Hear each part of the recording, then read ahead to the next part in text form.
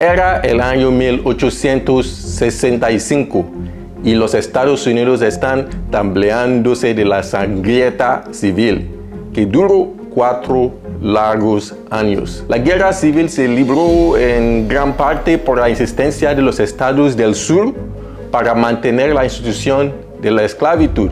Estos estados afirmaron que tenían derecho a seguir reteniendo a los negros como propiedad. En vísperas de la guerra civil, 4 millones de los 32 billones de estadounidenses fueron esclavos negros, casi todo en el sur.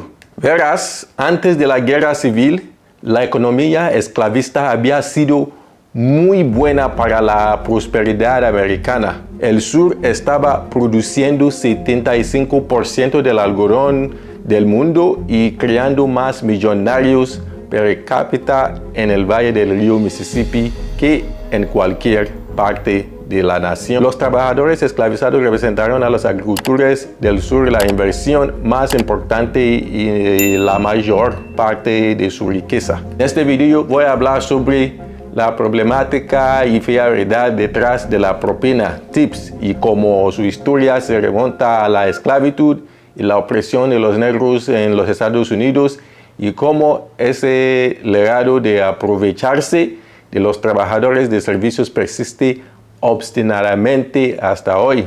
Así que al final de la guerra civil en 1865, las personas anteriormente esclavizadas que no han sido compensados durante décadas de trabajo libre encontraron difícil, casi imposible encontrar puestos de trabajo que garantizaban cualquier salario. Esto fue porque los empleadores que antes eran dueños de esclavos encontraron rápidamente una laguna que esencialmente permitiría a estas personas esclavizadas continuar trabajando gratis, pero solo tenían que depender de los clientes o el público que eran en su mayoría blancos para la compensación. Entonces, ¿qué es tipping?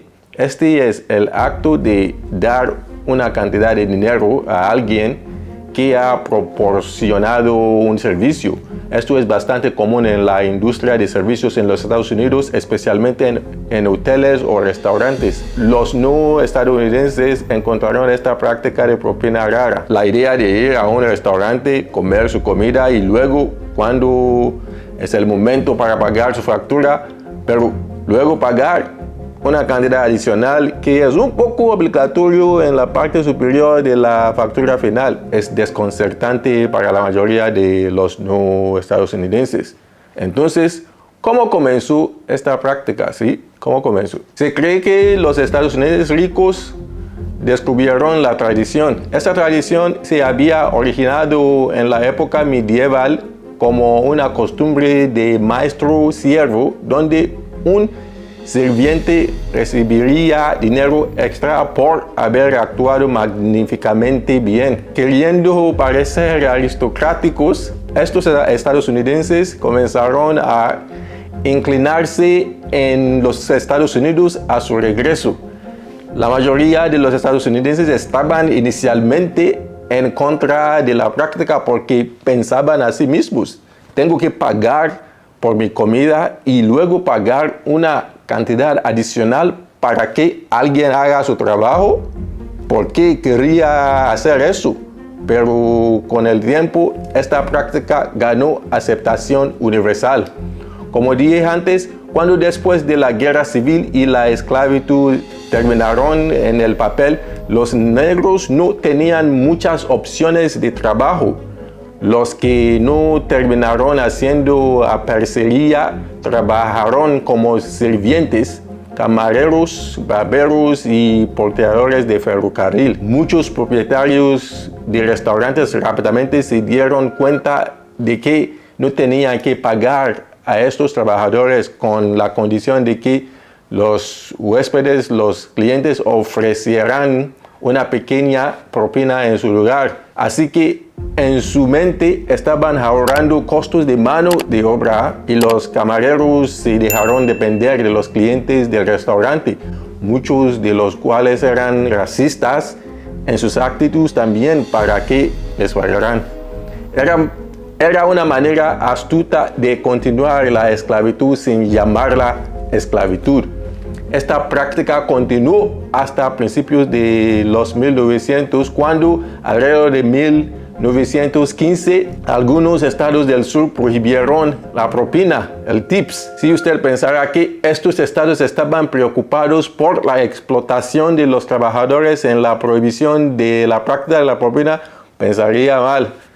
Estos estados prohibieron la propina porque estaban tratando de desalentar a los blancos de dar dinero a los negros. De hecho, el estado de Georgia consideraba las propinas como sobornos comerciales. En otras palabras, el propósito de tentar a alguien para que provea dinero para un buen servicio fue considerado ilegal.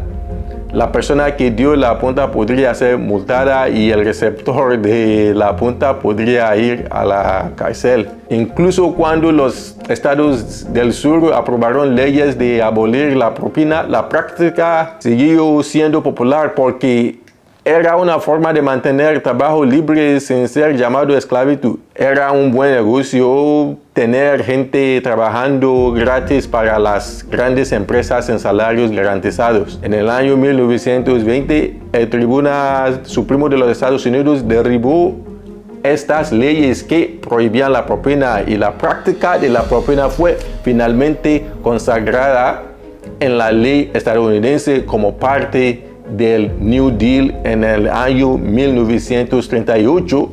Por lo tanto, hacer de la propina una parte integral de la industria de servicios de Estados Unidos. Hoy en día, el salario mínimo federal en los Estados Unidos es $7.25 cada hora, pero el salario mínimo para el trabajo con propina es solo $2.13 por hora, mi gente. $2.13 por hora. Incluso con la inflación y el aumento de los costos de vida, no parece haber ningún apetito para que el Congreso de los Estados Unidos aumente el salario mínimo en el corto plazo.